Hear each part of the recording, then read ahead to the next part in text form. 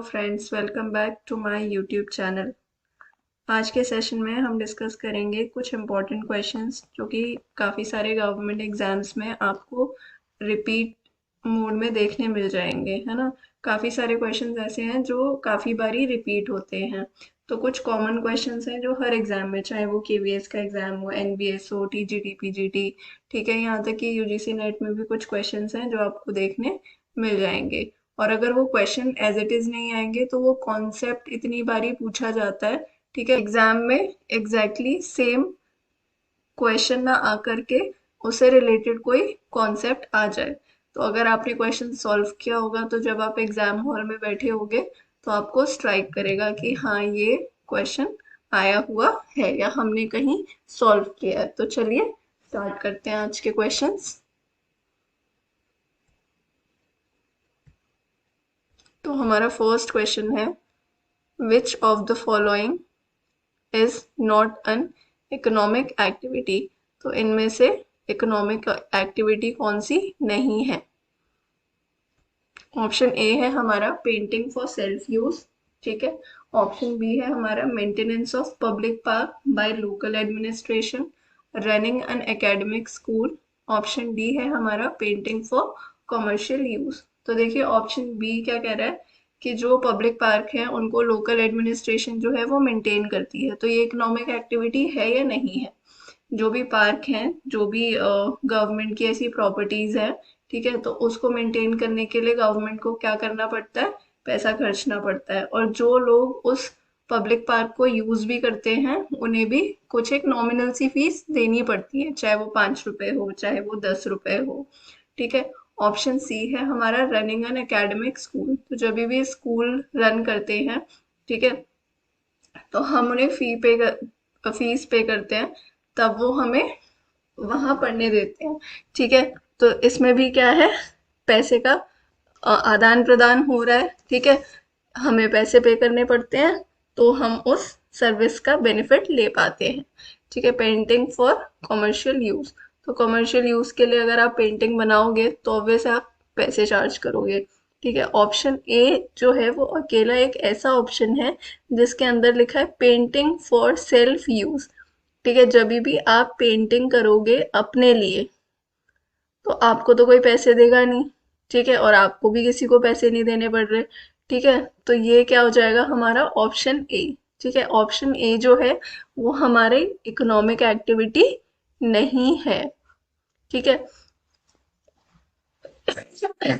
Number second देखते हैं।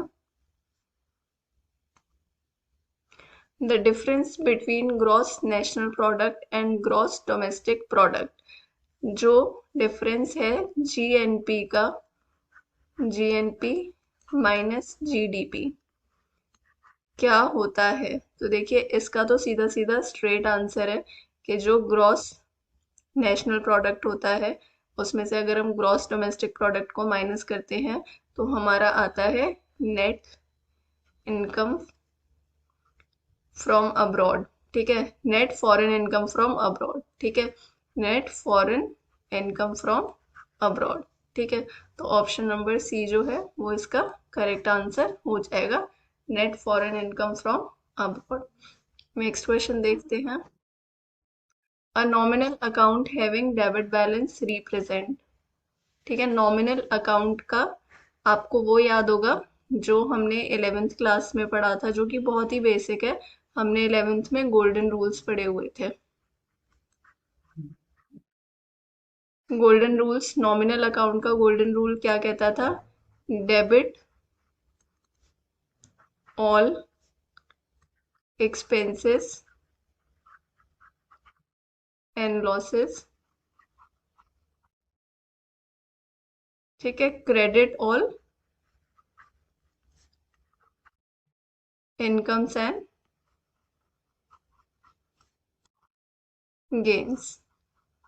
ये बहुत ही बेसिक क्वेश्चन उठाया उन्होंने, ठीक है, जो कि आपके बेसिक्स को चेक करेंगे, ठीक है। देखिए कोई भी एग्जाम जब बनाया जाता है तो वो इस पर्पज से नहीं बनाया जाता कि बच्चा इसको क्वालिफाई ही ना कर पाए। बच्चा हमेशा एक एवरेज स्टूडेंट को ध्यान में रखते हुए गवर्नमेंट एग्जाम सेट करती है, ठीक है। उसमें एक परसेंटेज होता है, कुछ क्वेश्चंस उसमें इजी भी होते हैं, ठीक है, कुछ क्वेश्चंस उसमें टफ भी होते हैं, कुछ मॉडरेट लेवल के भी होते हैं। तो ज़रूरी नहीं है कि हम हमेशा टफ टफ पोर्शन ही करके जाएं, क्योंकि चांसेस बहुत बेसिक क्वेश्चंस भी पूछ लेते हैं कि आप बहुत डिफिकल्ट लेवल का आपने तैयारी करी लेकिन आपने बेसिक्स पे ध्यान ही नहीं दिया, तो भी तो फिर आपका सिलेक्शन नहीं होगा, ठीक है। तो बेसिक क्वेश्चंस भी उतने ही इम्पोर्टेंट होते हैं। तो इसके हिसाब से हमारा जो सही आंसर है वो क्या हो जाएगा, एक्सपेंसेस और लॉसेस। नेक्स्ट क्वेश्चन देखते हैं हम।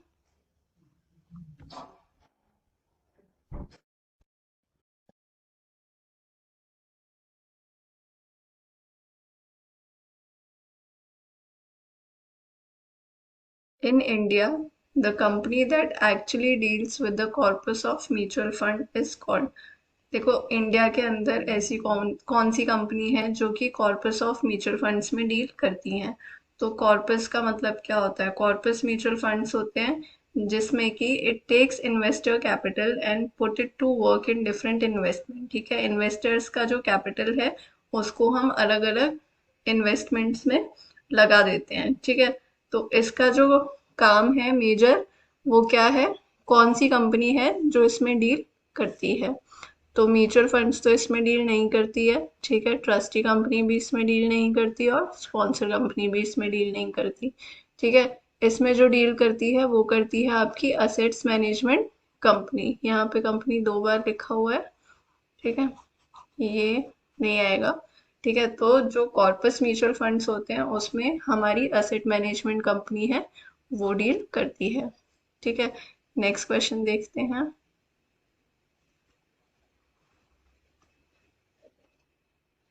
विच of the following statement is false. इन चारों में से कौन सी स्टेटमेंट है जो कि फॉल्स है। पहला है हमारा, the issue of bonus share is the process of distribution of share holder. जो हम बोनस शेयर इशू करते हैं वो एक्चुअल में किस चीज का प्रोसेस होता है, डिस्ट्रीब्यूशन ऑफ शेयर होल्डर, ठीक है। बोनस शेयर्स को हम किस किस में इशू करते हैं, शेयर होल्डर्स में, ठीक है। तो ये तो स्टेटमेंट है सही, ठीक है। Capital redemption is created on buyback of equity share. Capital redemption जो है उसे कब क्रिएट किया जाता है, बायबैक ऑफ इक्विटी शेयर्स पे, ठीक है। प्रॉफिट जो होता है, the profit prior to incorporation of a company is a capital profit. जब भी हमारी कंपनी जो है इनकॉर्पोरेट होती है तो उसके पहले जो भी प्रॉफिट वो अर्न करती है उसको हम कैपिटल प्रॉफिट कंसिडर करते हैं, ठीक है। ये तीनों स्टेटमेंट तो ट्रू हो गई। फॉल्स कौन सी बची, provision should always be classified as current liability. जो प्रोविजंस होते हैं वो एक्चुअल में क्या होते हैं, चार्ज अगेंस्ट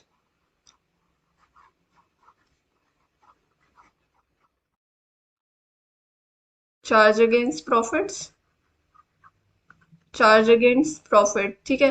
तो जो प्रोविजंस होते हैं ये बेसिकली बनाए किस लिए जाते हैं, ये बनते हैं लॉन्ग टर्म के लिए, ठीक है। तो जो चीज लॉन्ग टर्म के लिए बन रही है वो चीज करंट लाइबिलिटीज में तो नहीं आएगी। करंट लाइबिलिटी में क्या आता है आपका, short term borrowings.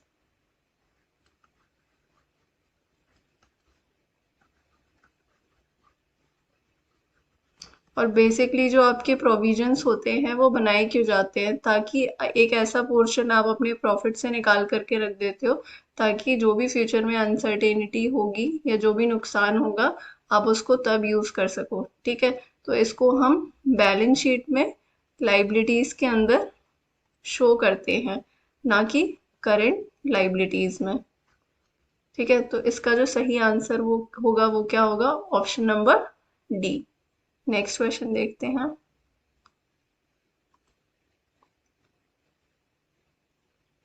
With reference to requirement of effective appraisal system, relevance refers to, ठीक है।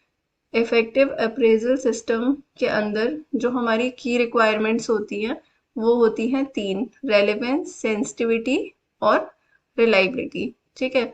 तो जो हमारा इसमें पूछा है वो उन्होंने पूछा है रेलेवेंस का क्या मतलब है, ठीक है।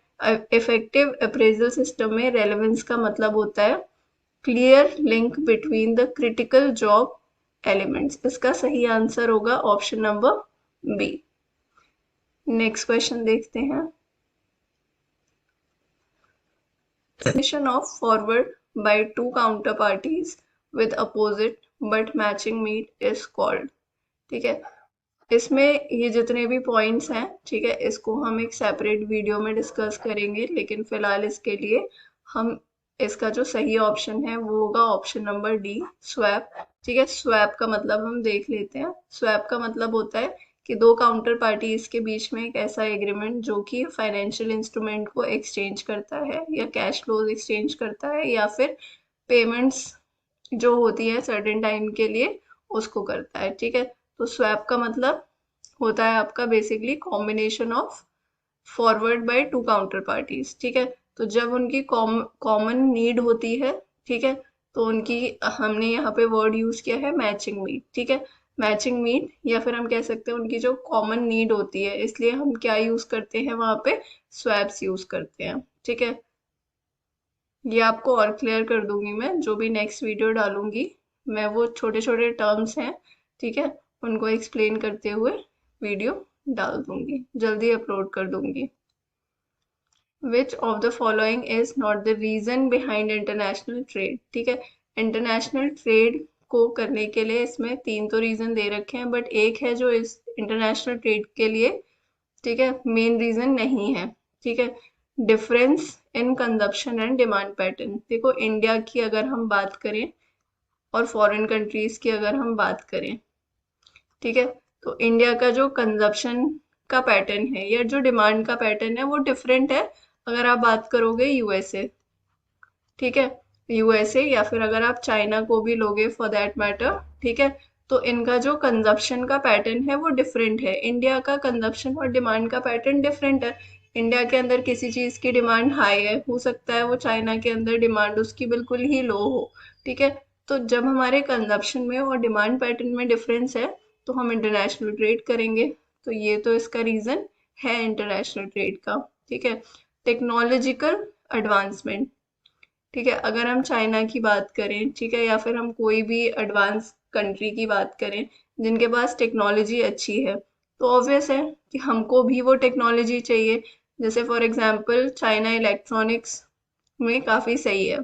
ठीक है, जितने भी इलेक्ट्रॉनिक्स के अंदर जितने भी पार्ट्स होते हैं वो ज़्यादातर चाइना से आते हैं। ठीक है, तो चाइना के पास वो टेक्नोलॉजी है जो इंडिया के पास नहीं है।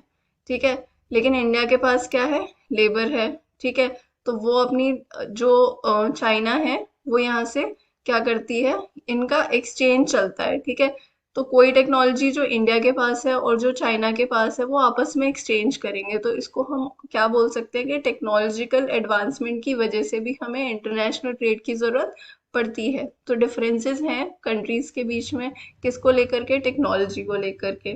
ठीक है, ऑप्शन डी है हमारा डिफरेंसेस इन नेचुरल रिसोर्सेज।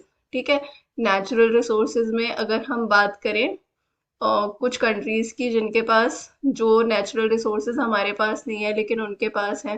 ठीक है, कुछ रिसोर्सेज ऐसे हैं जो हमारे पास हैं किसी और के पास नहीं है, तो फिर जो डिफरेंसेस है नेचुरल रिसोर्स में वो भी क्या करता है, ठीक है, वो भी हमको इंटरनेशनल ट्रेड के लिए क्या करता है, प्रमोट करता है कि हम ज़्यादा से ज़्यादा इंटरनेशनल ट्रेड करें, क्योंकि हमारी कंट्री में और जो दूसरे हैं उनकी कंट्री में क्या डिफरेंसेस है, नेचुरल रिसोर्सेज का डिफरेंस है। ठीक है, तो हम यहाँ पे जो एक पॉइंट दे रखा है सी में, ठीक है, डिफरेंस इन रिलीजन। ठीक है, तो डिफरेंस इन रिलीजन तो नहीं होगा।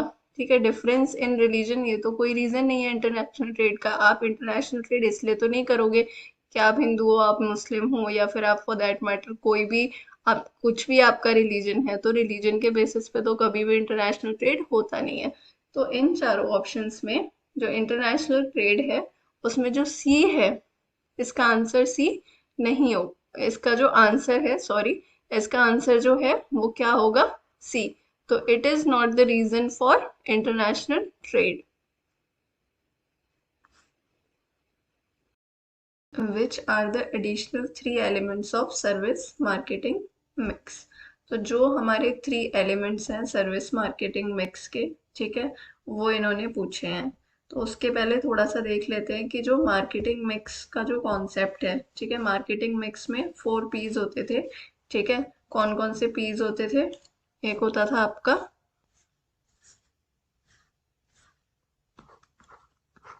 प्रोडक्ट, ठीक है, प्राइस,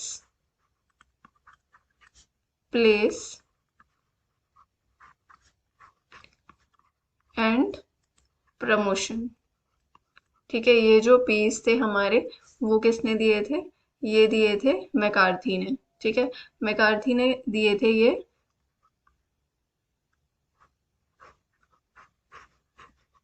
मैकार्थी ने दिए थे ये 1960 में। ठीक है, जो हमारे मार्केटिंग मिक्स के 4 पीस थे वो मैकार्थी ने 1960 में दिए थे, जिनकी की बुक थी बेसिक मार्केटिंग।